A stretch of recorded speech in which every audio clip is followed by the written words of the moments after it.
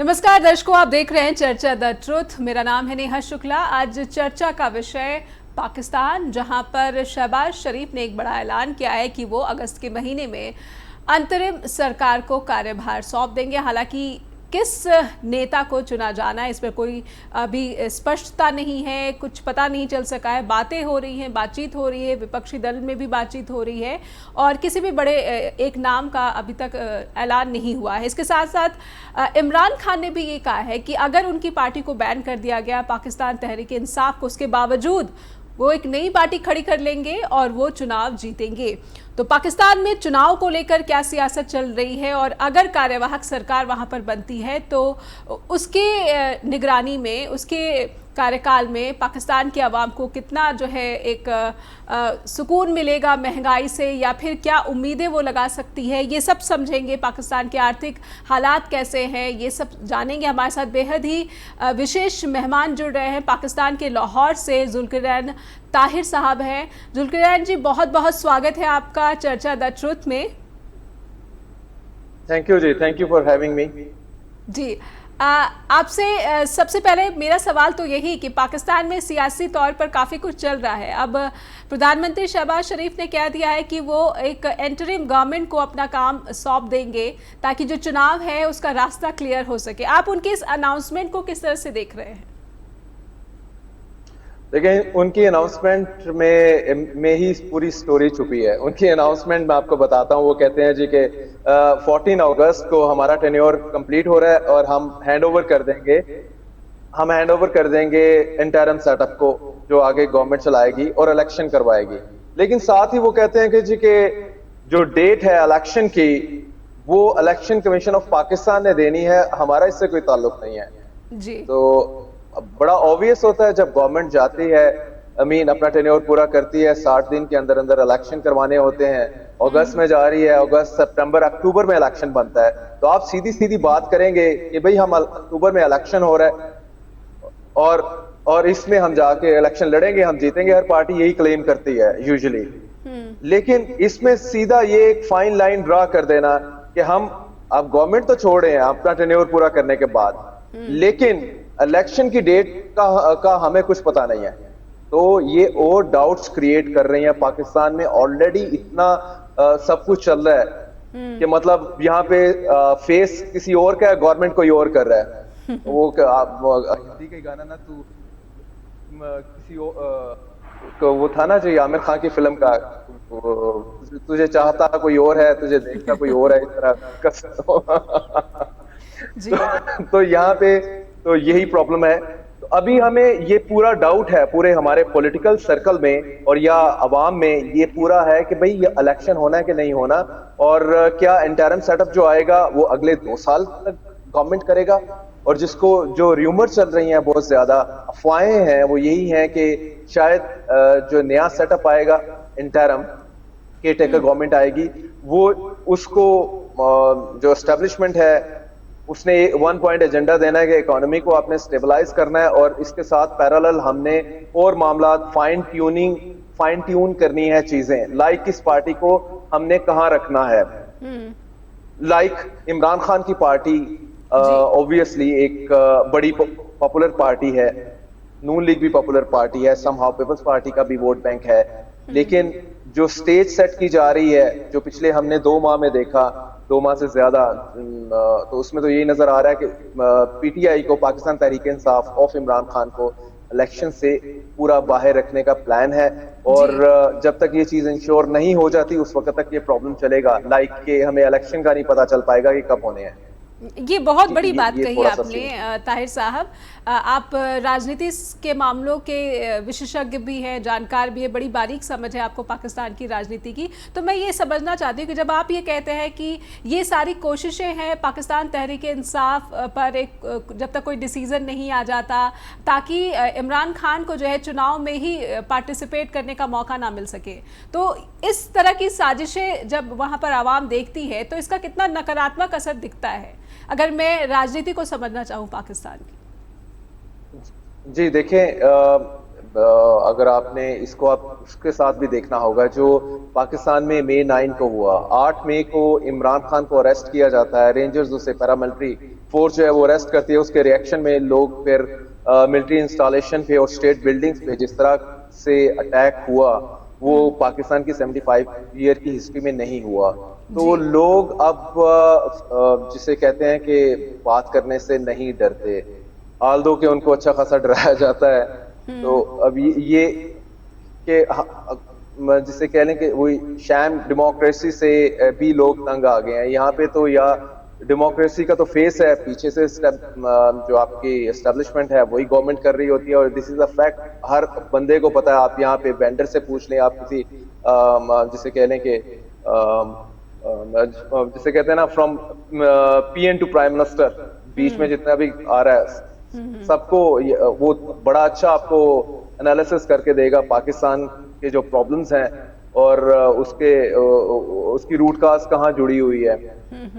तो अब right now जो सूरत हाल ये है कि अभी हमने इलेक्शन में जाना है या सिलेक्शन में फिर उसी तरह ही जाना है जिस तरह हम पहले 2018 में भी गए, 2013 में भी गए मोस्टली।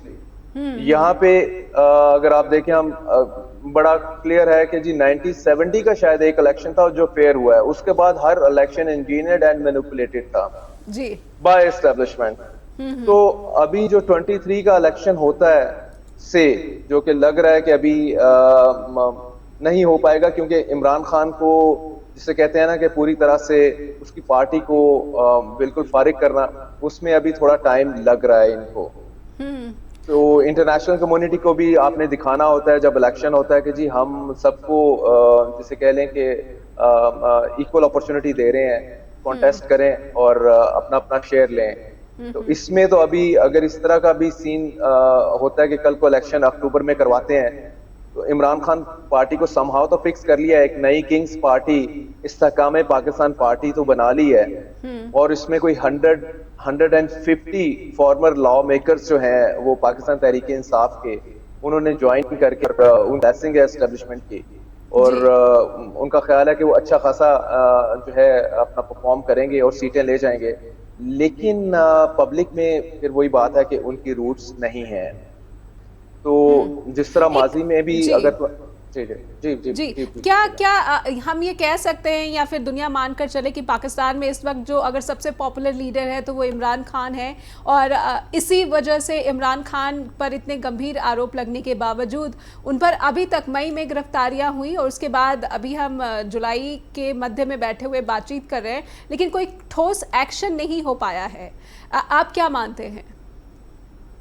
जी देखें, एक तो no doubt he is the most popular leader of Pakistan, और दूसरा ये है कि 2-2.5 माह से जो एक्शन चल रहा है उसकी पार्टी के खिलाफ, कोई अकॉर्डिंग टू पाकिस्तान तहरीक इंसाफ 10,000 के करीब उनका वर्कर जो है वो इस टाइम जेलों में है।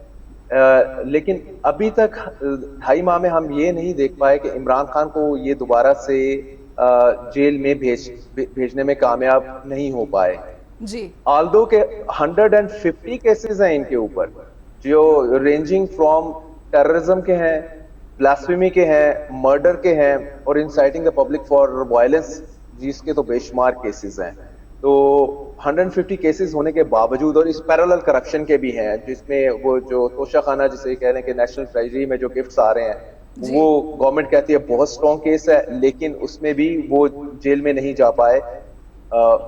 सिमिलरली अभी एक लैंड स्कैम इनके खिलाफ निकाला है। So the point is this कि गवर्नमेंट इस चीज में, या आप ये कह लें कि इनकी जो राइवल पार्टीज हैं, पीएमएल नून ऑफ शरीफ या भुट्टोस की जो पीपीपी है, वो यही कहते हैं कि इलेक्शन जब होगा तब इमरान खान जेल में होगा, तो तब things will be easier for them to grab as many seats to form the next government.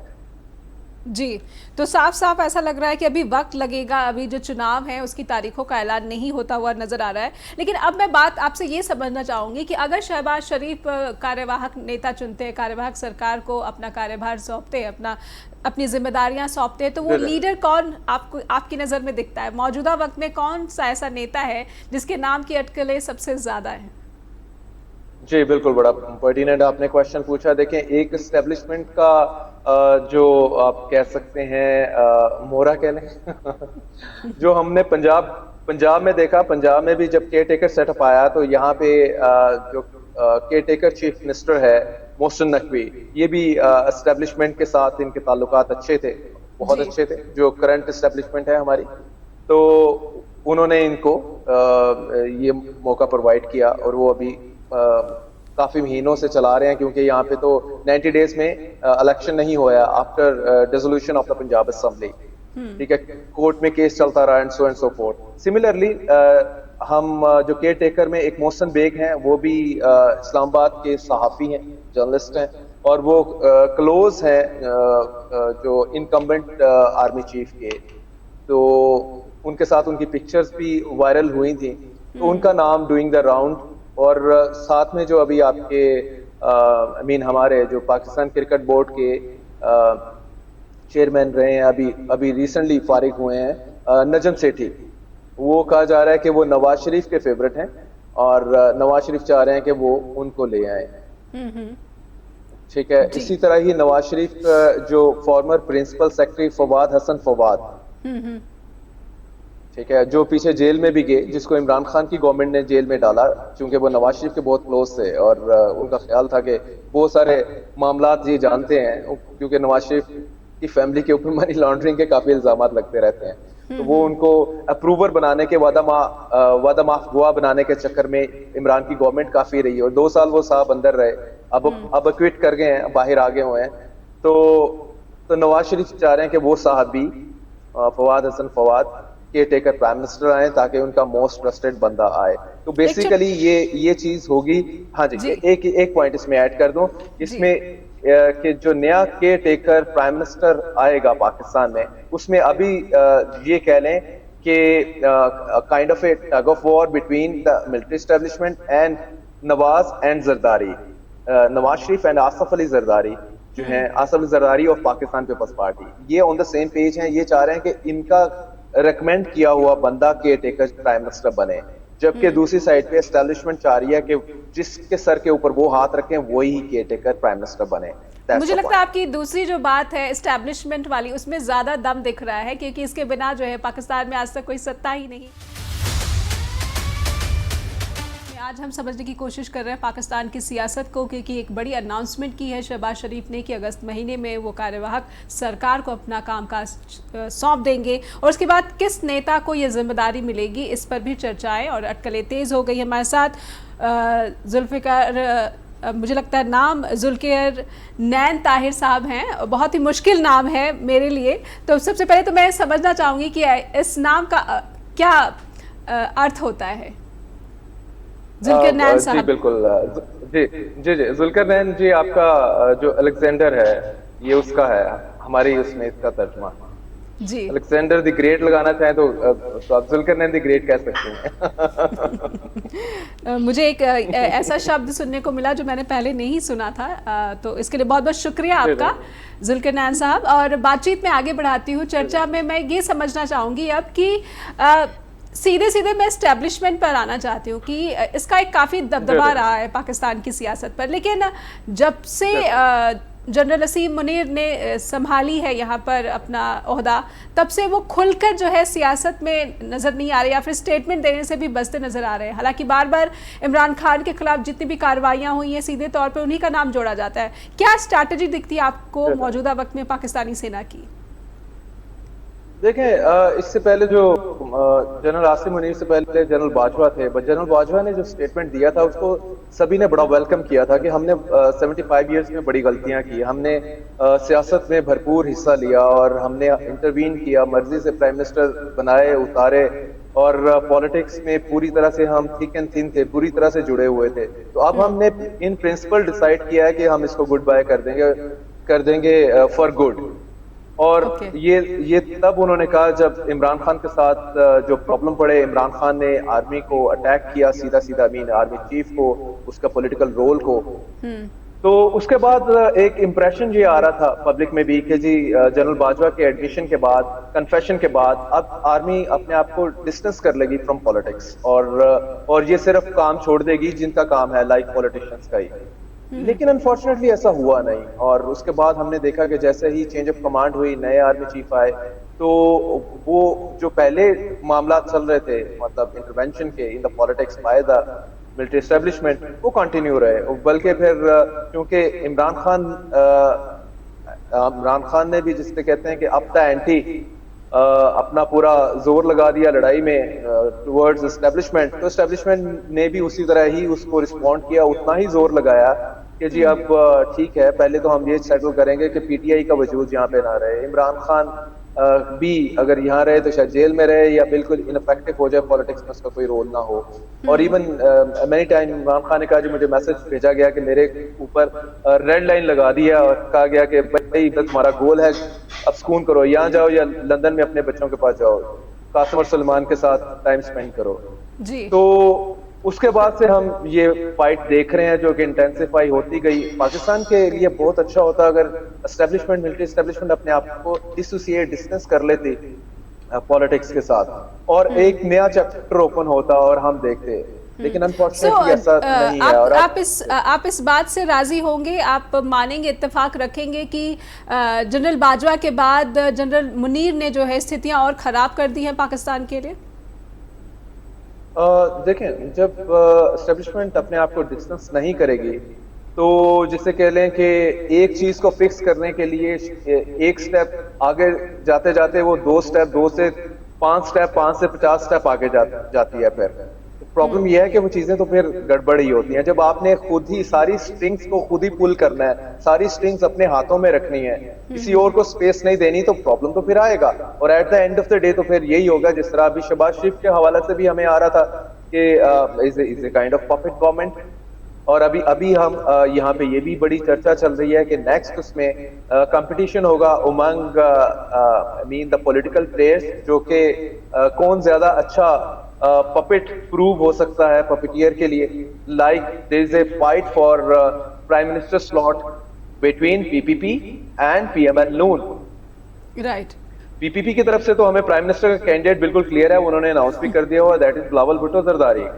लेकिन पीएम में अभी लड़ाई मैं चल पहले रही है, इसी नाम पे समझ लेना चाहूंगी कि अगर आपको ये प्रोजेक्ट कर रहे हैं पीपीपी की तरफ से कि बिलावल भुट्टो जो है उम्मीदवार उनकी तरफ से बनेंगे, कितना आप उनको परिपक्व मानते, कितना मैच्योर लीडर मानते हैं आप उनको? देखिए, बिलावल इनिंग्स अभी तक जो है, अगर आप as a foreign minister innings आप चेक कर लें उनकी, तो मुझे तो लगता है कि एक तो उन्होंने एस्टेब्लिशमेंट के साथ अपने ताल्लुकात सीमेंट किए हैं और स्ट्रेंथन किए हैं, स्ट्रॉन्ग किए हैं। और जो एस्टेब्लिशमेंट ने उनको कहा है, लाइक जाहिर है फॉरेन पॉलिसी को लेके एस्टेब्लिशमेंट हमेशा से पर्टिकुलर रहती है, स्पेशली टुवर्ड्स आपके कंट्री में, टुवर्ड्स अफगानिस्तान, टुवर्ड्स अमेरिका। तो ये तीनों फ्रंट के ऊपर तो जिसे कह लें कि बिलावल ने, अफगानिस्तान तो साहब वो गई नहीं है, क्योंकि ये थोड़े से यही एक हमें इम्प्रेशन मिल रहा था, जो मीडिया रिपोर्ट्स भी हैं लोकल, कि वो अफगानिस्तान की गवर्नमेंट जो है तालिबान की, वो बिलावल ने एक आध मरतबा स्ट्रॉन्ग स्टेटमेंट दिया था before becoming the foreign minister, तो वो इनको पसंद नहीं करती। तभी वो हिना रबानी खर जो कि स्टेट मिनिस्टर हैं फॉरेन अफेयर्स की, एक्सटर्नल फॉरेन अफेयर्स की, तो वो गई हैं अफगानिस्तान के दौरे पे। लेकिन ये इंडिया साहब भी गए हैं, बिलावल एंड अमेरिका भी गए हैं, और वहां पे इनकी परफॉर्मेंस ठीक रही है according in the eyes of the establishment, और according to what you can the script given to him by the powers that be. तो इसलिए ये पॉलिटिक्स तो ये साहब मैच्योर कर रहे हैं। अगर आप जिस तरह से इनको कहा जाता है कि ये बच्चा पॉलिटिशियन है, नहीं, ऐसा नहीं है।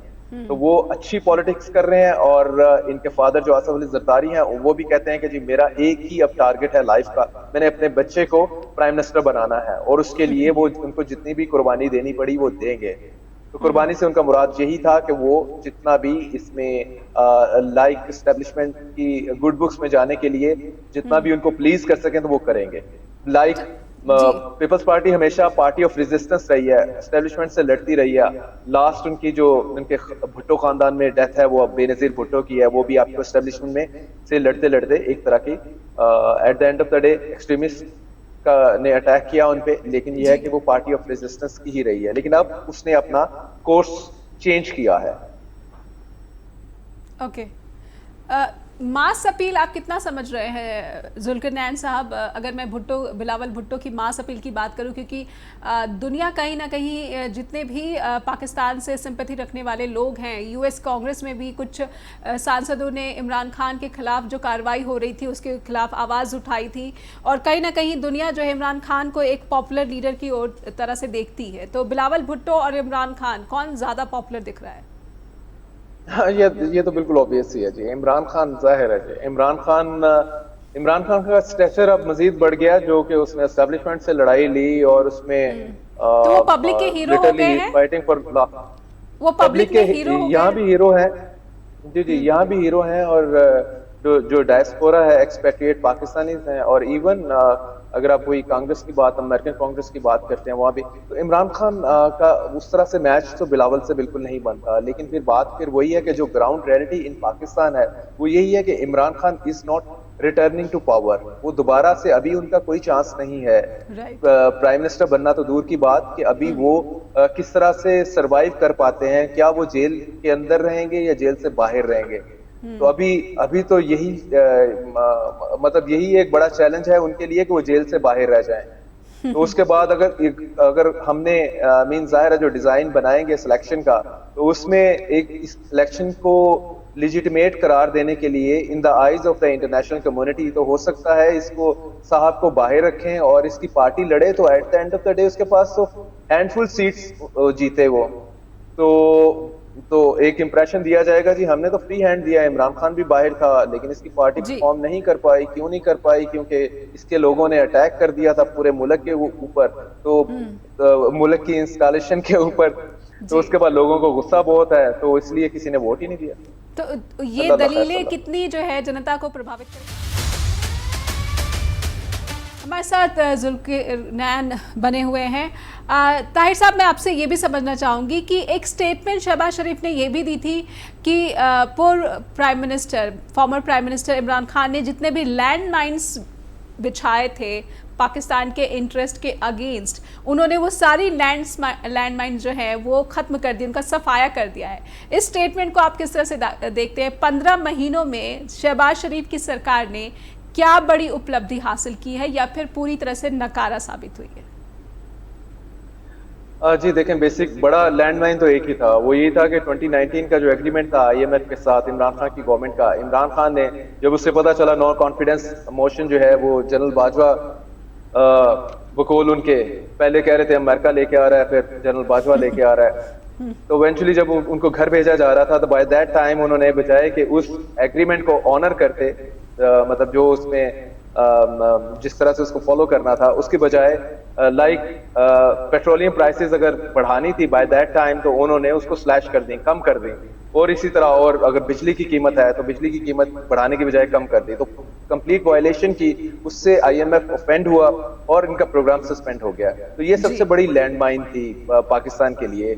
और इसमें तो I think Shahbaz Sharif is very much right कि जी ये बड़ी लैंडमाइन थी। तो इसके अलावा जो छोटी छोटी लैंडमाइंस हैं उनका कभी कोई जिक्र किया नहीं, और ऐसा आई थिंक कि वो कोई है भी नहीं। ये IMF का ही था, क्योंकि उसके बाद पाकिस्तान या शहबाज शरीफ को लगभग 9 से 10 माह लग गए बैक करते हुए IMF को, जिसे कहते हैं कि एक तरह का उसके पाँव ही नहीं प्रैक्टिकली, अदरवाइज तो सब कुछ ही कर लिया कि भाई मान जाओ गलती हो गई, ये इसने इमरान ने किया, हम नहीं करेंगे, हमें पैसे दो। और फिर IMF की तगड़ी किस्म की शराइत थी, लाइक आप जाएं सऊदी, आप अपने जो फ्रेंडली कंट्रीज हैं आपके, उनसे जाके पैसे मांगे। आप सभी अगर थोड़े से हम फ्रेंडली भी लेके रहे होते शायद तो उन्होंने कहा जाएं सऊदीया से जाएं, सऊदीया से हमने लिए, UAE से लिए, चाइना से लिए, तो समहाउ फिर IMF माना। और ये रिसेंटली फिर 3.3+ बिलियन का बेल आउट पैकेज उसने हमें दिया है, 1 बिलियन तो अभी हमारी किटी में आ भी गए और सुख का सांस लिया है। और बैलेंस ऑफ पेमेंट के लिए है बेसिकली। अभी हमें वो जो तलवार हमारे सर के ऊपर लटक रही थी, दैट इज ऑफ डिफॉल्ट करने की, लाइक श्रीलंका की एग्जांपल यहाँ पे हर दूसरे दिन दी जा रही थी, तो वो अभी करंटली तो वो अवॉइड हो गई है। लेकिन आगे वेरी जिसे कह रहे हैं कि बम्पी रोड है, और जो हमने जिस गाड़ी को चला रहे हैं उसके टायर जो हैं ऑलरेडी वेरी वीक हैं, तो बम्पी रोड में कहीं आगे चल के पंक्चर ना हो जाए, यू नेवर नो। क्योंकि आगे यूरो बॉन्ड इशू किए हुए हैं, उसकी पेमेंट अप्रैल में है, वो $8 बिलियन के लगभग बनती है। तो ये सारा इन्होंने किस तरह से मैनेज करना है, अभी तो हम यही कहते हैं गॉड नोस। तो अभी वक्ती तौर पे तो वो खतरा टल गया डिफॉल्ट करने का, और आई होप कि IMF के साथ चीजें बेहतर आगे चलेंगी। अभी भी आज भी IMF का स्टेटमेंट यही था कि जिन चीजों पे आपने एग्रीड अपॉन किया है उसको आपने केयरफुली ट्रेड अपॉन करना है, चलना है, उसको फॉलो करना है। अगर आप नहीं करेंगे तो हम फिर आगे चल के आपके लिए प्रॉब्लम होगी। मीन अंडरलाइंग मैसेज यही था कि फिर हम आपको फारिग कर देंगे जैसे हमने पहले फारिग किया आपको, फिर आप तरलों पे आ जाएंगे, मिनटों पे आ जाएंगे। जी लेकिन मैं समझना चाहती हूँ कि अब ये IMF का जो बेल आउट मिल गया है, कोई रोड मैप आप देख पा रहे हैं कि पहले सरकारों ने जो गलतियां की या फिर स्टैब्लिशमेंट की दखल की वजह से कई बार स्टैब्लिशमेंट पाक आर्मी पे भी आरोप लगते हैं कि करप्शन बहुत ज़्यादा है, और इन सभी बातों का वहाँ की जनता, जो पाकिस्तान की आवाम है, उसको भुगतना पड़ रहा है। आपने कहा कि इमरान खान ने जो सब्सिडी दे दी बिजली पे, और जो ईंधन की कीमतें हैं पेट्रोल और डीजल की, उसको भी सस्ता ही रखा। अब क्या IMF ने जो शर्तें रखी हैं और ज़्यादा महंगाई पाकिस्तान की आवाम का इंतज़ार कर रही है? जी बिल्कुल बिल्कुल बिल्कुल, जैसा आप बता रही हैं, महंगाई ऑलरेडी स्काई रॉकेटिंग है। आज की डेट में इन्फ्लेशन रेट 40% को क्रॉस किया हुआ है, और ये परसिस्टेंटली 40% को क्रॉस करके चल रहा है। और जो आज का लेटेस्ट है कि पाकिस्तान जो अपने इलेक्ट्रिसिटी बिजली की प्राइस में 5 रुपीस पर यूनिट बढ़ा रहा है IMF के कहने पे। तो वो गवर्नमेंट ये कह रही है कि हमारे पास कोई चारा नहीं है, हमने उसको कंप्लाई करना है, फॉलो करना है IMF की कंडीशन को। तो पब्लिक तो ऑलरेडी पिसी हुई है, मजीद पिसेगी, मजीद मर रही है इसमें, और पब्लिक के लिए कोई इमिनेंट और रिलीफ नजर नहीं आ रहा। कमिंग मंथ में भी लग रहा है कि हर गुजरने वाले महीने के बाद पब्लिक पे एक प्रेशर जो है वो बर्डन जो है, इकोनॉमिक बर्डन, वो बढ़ता जाएगा, चाहे उसको इन टर्म्स ऑफ आप डेली यूज आइटम्स को ले लें या व्हाटसोएवर। दूसरी तरफ आप और दूसरी तरफ आपने वही जो इशारा किया, देखिए यहाँ पे कोई भी तैयार नहीं होता। आप अपनी गवर्नमेंट के साथ कंपैरिजन करेंगे, जिस तरह का लाइफस्टाइल आपके मिनिस्टर्स का है, हमारे मिनिस्टर के साथ शायद वो मैच नहीं हो पाएगा। आपको पता है कि अभी भी ये जो कोलिशन गवर्नमेंट है फेडरल में, ये तकरीबन 100 के करीब इनकी कैबिनेट एक्सपेंशन है, और you would be surprise to know कि 30 के करीब ये कैबिनेट मेंबर्स हैं, उनके पास पोर्टफोलियो कोई नहीं है, लेकिन उनको पक्ष जो मिले हुए हैं, गाड़ियां मिली हुई हैं जहां वो रह रहे हैं। आप कहेंगे क्या बात है, एक वो कंट्री जो गरीब कंट्री है, जो उधार पैसे लेके खुद खाता है और अपना उसी में से उधार की किस्तें भी देता है, और उसकी जो कैबिनेट मेंबर्स हैं, चाहे वो प्रोविंशियल हैं या आपके फेडरल हैं, तो वो लिविंग लाइक कोई European country in any developed country के उसमें, हाँ जी, वेरी VIP। और वो जो मूव करते हैं कैबिनेट मेंबर, मुझे फेडरल का नहीं समझ आती वो क्या करते हैं, सिवाय प्रेस कॉन्फ्रेंस के अपोनेंट को टेक ऑन करने के अलावा उनका कोई काम नहीं है। और वो कहलाएंगे द मिनिस्टर, कहलाएंगे स्टेट मिनिस्टर, कहलाएंगे एडवाइजर, कहलाएंगे, लेकिन ये है कि पोर्टफोलियो कोई नहीं, काम कोई नहीं करना, आपने मजे करने हैं। आपको ऑफिस मिला हुआ है, जाएं गप्पे लगाएं वहां पे, 2 दिन बाद एक प्रेस कॉन्फ्रेंस कर दें, बड़े बंगले में रहें, गाड़ियां आपको मिली हुई हैं। तो इस चीज को तो कट करने के लिए गवर्नमेंट कभी तैयार नहीं रहती। और जब आपने खुद जिसे कहते हैं चैरिटी बिगिंस एट होम, वो वाला फार्मूला अपने पे अप्लाई नहीं करना, पब्लिक पे आप बर्डन पास ऑन किए जा रहे हैं, इनडायरेक्ट टैक्सेस इतने हैं, तो फिर कैसे ठीक चलेगा? जी, आपने बहुत जो सच्चाई है पाकिस्तान की वो रखी है हमारे दर्शकों के सामने, ताहिर साहब। लेकिन मैं समझना चाहूँगी, हालांकि एक ब्रेक का इशारा हो रहा है, लेकिन मैं सवाल कह देना चाहती हूँ, अपना पूरा रखना चाहती हूँ, उसके बाद ब्रेक से जब वापस लौटेंगी तो इसका जवाब आपसे मैं समझूंगी। सवाल मेरा ये है कि जब हमने बीते दिनों मई में देखा कि किस तरह से पाकिस्तान में बेशक कहा जा रहा है कि वो पाकिस्तान तहरीक इंसाफ पार्टी के कार्यकर्ताओं के इशारे पर लोगों ने आगजनी की, सिविल वॉर की सिचुएशन हमने देखी, तस्वीरें जो आ रही थी, ऐसा लग रहा था कि क्या हमारे जो पड़ोसी पड़ोसी मुल्क में ऐसी स्थिति आ गई है कि वहाँ पर सिविल वॉर की सिचुएशन हो गई है। ऐसे में इस तरह की घटनाओं के बावजूद वहाँ की सरकारें एहतियात नहीं बरतती या फिर सतर्क नहीं होती, चौकन्ना नहीं होती, महंगाई का सारा जो बोझ है वो आवाम पर डाला जा रहा है, तो आखिर ये चुनाव में किस मुंह से जो जाएंगे और वोट की अपील करेंगे? मैं समझूंगी कि सियासत आखिर क्यों किसी रास्ते पर आगे बढ़ती हुई नहीं नजर आ रही है या फिर जनता के मूड को भाप पाने में भी असफल नजर आती है। चर्चा में पाकिस्तान की चर्चा कि आखिर वहाँ पर सियासत जो है, सियासतदान जो है, राजनेता जो है, जनता के मूड को क्यों नहीं भाप रहे हैं, कि आखिर कितना गुस्सा जो वीआईपी लोग हैं उनके रहन सहन और महंगाई का सारा जो बोझ है वो आवाम पर लाद दिया जाता है। ताहिर साहब, मैं समझना चाहूँगी कि ऐसी सिचुएशन, ऐसी तस्वीरें सामने आने के बाद भी, ऐसी हिंसा सामने आने के बाद भी वहाँ पर जो सियासतदान है या फिर अलग अलग राजनीतिक दलों के नेता है, क्या सबक नहीं ले पा रहे हैं, वही पुराने ढर्रे पर आगे चले जा रहे हैं, बढ़े जा रहे हैं?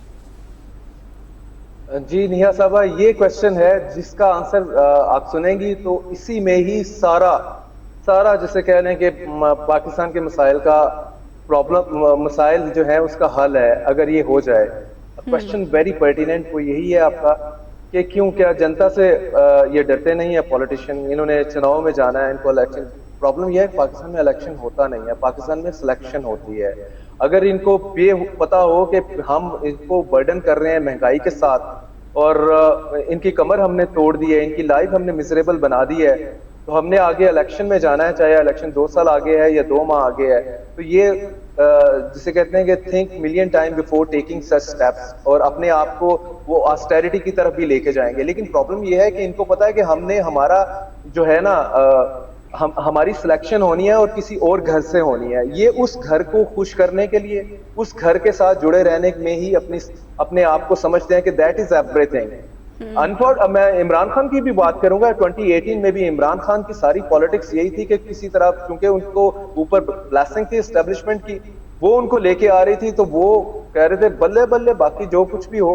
अभी तो मैं कभी गवर्नमेंट में आया नहीं हूँ, तो मैं गवर्नमेंट में आऊंगा तो उन्हीं की ब्लेसिंग से आऊंगा, उन्हीं के साथ शेक हैंड किया, उन्हीं को प्लीज अच्छा। फिर वही प्रॉब्लम होती है कि चलते हैं इकट्ठे, फिर मसाइल हो जाते हैं, क्योंकि वो जो प्राइम मिनिस्टर की सीट पे एस्टेब्लिशमेंट जिस बंदे को बैठाती है, 2 साल बाद वो समझने लग जाता है कि यार मैं तो प्राइम मिनिस्टर हूँ, मुझे तो ये इन्होंने एक कमी बनाया हुआ है।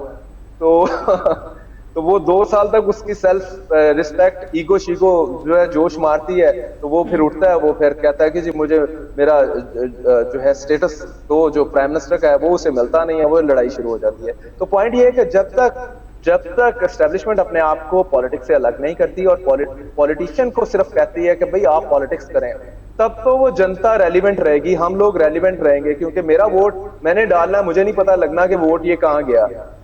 वो क्योंकि वोट जिसको मैंने डालना है, अगर तो वो तो एस्टेब्लिशमेंट का फेवरेट हुआ, तब तो मेरा वोट काउंट हो जाएगा, वरना मेरा वोट ही नहीं होना। तो point at the end of the day, जब तक सिलेक्शन होती रहेगी पाकिस्तान में, जनता इररेलेवेंट रहेगी।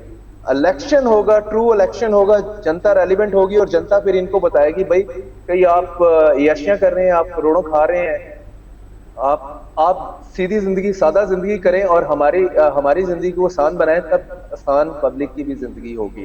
तो पब्लिक एज ए होल, हाँ जी, और इसी में वो जुड़ा जो आपका पहला था पॉइंट, कि जो May 9 को देखें, May 9 को भी लोगों की फ्रस्ट्रेशन यही निकली थी। एक तो महंगाई बहुत थी और लोगों को उसका कोई आउटलेट नजर नहीं आ रहा था, जो May 9 की फॉर्म में भी लोगों ने वो किया है। इसकी एक इंटरप्रिटेशन ये भी है, तो वो यहाँ पे यही कहते हैं कि at the end of the day, यहाँ की जो एलीट, सुपर एलीट, जो वेल ऑफ लोग हैं, वो डरे उस टाइम से जब यहाँ पे इतनी ज्यादा भूख जो है वो नाचेगी और लोगों ने फिर उनके घर अटैक करने हैं। ये चीज ज्यादा दूर नहीं लगती। लोगों में जो लेवल, जो यहाँ पे हैव एंड हैव नोट्स का गैप बढ़ गया है ना, वो इतना ज्यादा बढ़ गया है कि आप वही बंदा बताएगा जो पाकिस्तान के अंदर रह रहा है और मतलब सब चीजों को फेस कर रहा है, जो कि over the period of few years बहुत ज्यादा बढ़ गया है। तो यहाँ पे मुझे लगता है कि आगे चल के सबसे ज्यादा फिक्र तो इनको फिर अपने घरों की होगी। ऐसे में पूरे जो सियासत का जो ये करप्टेड कोर्स बन चुका है, केंद्र में पाकिस्तान की आर्मी ही दिख रही है, लेकिन उससे हटकर अब मेरा एक सवाल आपसे ताहिर साहब ये होगा कि चीन को पाकिस्तान सबसे बड़ा दोस्त मानकर चलता रहा है, लेकिन श्रीलंका की तरह ये भी कहा जाता है कि पाकिस्तान को अपने कंट्रोल में ले चुका है चीन, और अभी भी पाकिस्तान जो है कोई श्रीलंका के उदाहरण से सबक लेता हुआ नजर नहीं आ रहा है। एक इंडिपेंडेंसी की अगर मैं बात करूं पाकिस्तान की, तो आप किस तरह से देख पाते हैं? देखिए, पाकिस्तान का सबसे बड़ा जो ब्लंडर है विद रिगार्ड टू चाइना वो ये था कि जो सी पैक है, सी पैक के बहुत सारे प्रोजेक्ट्स हैं, आप हैरान रह जाएंगे कि वो जो साइन किए हैं of the government by the time, वो बेसिकली नून की गवर्नमेंट, शरीफ की गवर्नमेंट ने साइन किया सी पैक। तो उस वक्त जो इंटरेस्ट रेट है उसमें प्रोजेक्ट्स का, आप हैरान रह जाते हैं कि इतना बड़ा मार्कअप है, ये तो देते देते कमर टूट जाएगी पाकिस्तान की। तो वो इसको इमरान खान और या उस बाकी by of that by time, जो इमरान खान को तो हम इसमें माइनस करते हैं, उसका ओपिनियन मैटर नहीं करेगा, जो इकोनॉमिस्ट थे, बड़े बड़े economist of the Pakistan by that time, उन्होंने इसको डिक्लेयर डेथ ट्रैप कहा था कि भाई आप क्या कर रहे हैं, मतलब सी पैक बिल्कुल करें, आला प्रोजेक्ट है, लेकिन आप जिस उस पे बहुत सारे प्रोजेक्ट जो हैं, लाइक हम लाहौर का मेट्रो ट्रेन का ही लेते हैं, 22% इसका मार्कअप है, और वो भी जो आपने फॉरेन करेंसी में देना है, जो कि हमेशा शॉर्ट रहती है हमारे पास। तो मतलब आप कैसे करेंगे, वायबल नहीं है। और इतना बड़ा प्रोजेक्ट लगा लिया आपने, अभी अभी पंजाब गवर्नमेंट उस पर सब्सिडी दे रही है इन बिलियंस ऑफ रुपीस एनुअली, तो ये जो कि अनएंडिंग है, खत्म होती नजर नहीं आ रही, और सब्सिडी देने के बावजूद भी बर्डन पब्लिक पे भी पड़ा है। तो ये मेजर इशू है कि चाइना के साथ हम सी पैक से आगे भी चले, तो जाहिर है जब आप हर चीज में ही इकोनॉमिकली डिपेंडेंट हो जाएंगे, हर टाइम उसकी तरफ देखेंगे, तो मतलब वो जिनसे आप पैसे ले रहे हैं वही आपको कमांड करेंगे, ये तो बड़ा ऑब्वियस चीज है। जी, एक जो डेवलपमेंट हुई है कि संयुक्त राष्ट्र में पाकिस्तान एक प्रपोजल लेकर आया था जिसे इंडिया ने सपोर्ट किया। स्वीडन में कुरान के जलाने की जो घटना हुई है उसका भारत ने भी जो है उसकी निंदा की है। इस खबर को लेकर पाकिस्तान में क्या सुगबुगाहट या फिर क्या प्रतिक्रिया है? जी, यहाँ पे थोड़ा सा मतलब इसको वेलकमिंग नोट ही है, और दूसरा इसको इस तरह से भी लिया जा रहा है कि जो क्या है कि इंडिया में भी एक अच्छी साइजेबल मुस्लिम पॉपुलेशन है, तो उनको शायद प्लीज करने के लिए ये स्टेप ले लिया उन्होंने, लेकिन एज ए होल इसको वेलकम ही किया जा रहा है। इससे गुड थिंग, क्योंकि जाहिर है ये कोई भी चीज जो कि एक्सट्रीमिज्म को बढ़ावा दे, तो उसके अगेंस्ट जो भी वॉइस आएगी, जिस कंट्री की भी आएगी, तो उसको जो सेनर वॉइसेस हैं इन एवरी कंट्री, वो उसको वेलकम ही करते हैं। जी बिल्कुल। एक बात, पाकिस्तान से इन दिनों भारत आई हैं सीमा हैदर, उनके चर्चे बहुत हो रहे हैं, तो भारत में तो बहुत ज़्यादा चर्चे उनके हो रहे हैं, पाकिस्तान से लेकिन धमकियाँ आ रही हैं कि अगर लौटाया नहीं गया, सीमा हैदर को वापस वतन नहीं भेजा गया, तो आतंकी हमले की भी धमकी आ चुकी है। मुंबई ट्रैफिक पुलिस को ये धमकी मिली है, 26/11 दोहराने की बात हो रही है। तो सीमा हैदर को लेकर वहाँ पर क्या देख रहे हैं आप? नहीं, ऐसा कुछ नहीं होगा। मतलब इस किस्म का, मतलब वो आपको पता है इंटरनेट का दौर है, सोशल मीडिया का दौर है, तो उसमें तो बड़ी बड़ी दुनिया कुछ कुछ पोस्ट कर देती है और धमकी का सीन भी चल जाता है, लेकिन आई डोंट थिंक सो कि आगे चल के किसी किस्म का भी जो है एक policy is very much clear, क्योंकि अभी भी पाकिस्तान ने FATF के हवाले से जो उसे ग्रे लिस्ट से बाहर निकला है जी। तो अगर आप जी तो इस सीरियस नोट पे लाइक लश्कर तैयबा, जमातुल दावा, इनके खिलाफ देखें, अभी भी कुछ लोग कहेंगे कि नहीं ये इतना सीरियस एक्शन नहीं है, उनको जेल में भी रखना पूरी इस तरह की ऑर्गेनाइजेशन की टॉप लीडरशिप को for such a long time. In फरवरी 2019 से हाफिज सईद जो है ही इज बिहाइंड बार, ये 23 आ गया है। शुरू में ये कहा जा रहा था कि 5-6 माह की बात है, और वंस FATF इशू सेटल तो इनको बाहर निकाल लेंगे। तो FATF इशू को भी अब सेटल हुए कई माह हो गए हैं, तो उसके बावजूद भी उनके जो है कोई रिस्पाइट नहीं देने के लिए तैयार। तो एक तो पॉलिसी ये गवर्नमेंट लेवल पे ये है कि एक्सट्रीमिस्ट एलिमेंट्स को या नॉन स्टेट एक्टर्स को ऑन देयर ओन जो है वो कोई उसके लिए अलाउ नहीं करना। जी, बहुत बहुत धन्यवाद करना चाहूंगी, क्योंकि जी ताहिर साहब बहुत बहुत जी, धन्यवाद जी, जी, करना जी, जी। चाहूँगी, समय समाप्त हो गया है। बहुत बहुत आपका शुक्रिया करना चाहूँगी कि आपने खुलकर पाकिस्तान के जो हालात हैं, चाहे वो सियासी रूप से हो, चाहे फिर आर्थिक मोर्चे पर हो, आपने सभी बातें रखी हैं और पाकिस्तान की आवाम को समझने की ज़रूरत है कि आखिर वो किस नेता का और कैसे चयन करे, अपने अधिकारों को लेकर सतर्क रहे। और इसमें कहीं ना कहीं पॉलिटिकल एक करप्ट कोर्स की बात भी ताहिर साहब ने बताई और उम्मीद करेंगे कि पाकिस्तान में इन सभी समस्याओं को, मसलों को समय रहते इसका समाधान निकालेगा वहाँ का सियासत भी और वहाँ की आवाम भी। बहुत बहुत धन्यवाद ताहिर साहब आपका दोबारा से। और अब चर्चा द Thank you ट्रुथ के and my दर्शकों pleasure. से जी, चर्चा द ट्रुथ के दर्शकों से मेरा अनुरोध कि info@justbroadcasting.com पर आप फीडबैक देना ना भूलें। neha@justbroadcasting.com पर भी मुझे आपके फीडबैक का, आपकी ईमेल्स का हर रोज़ इंतज़ार रहता है। धन्यवाद। आपसे दोबारा होगी मुलाकात। अपना ख्याल रखें।